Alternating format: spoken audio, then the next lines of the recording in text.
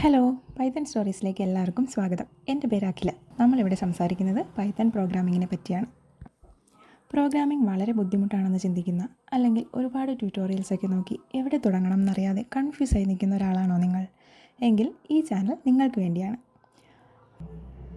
Python ഇന്ന് വലിയ ഡിമാൻഡുള്ള ഒരു ലാംഗ്വേജാണ്.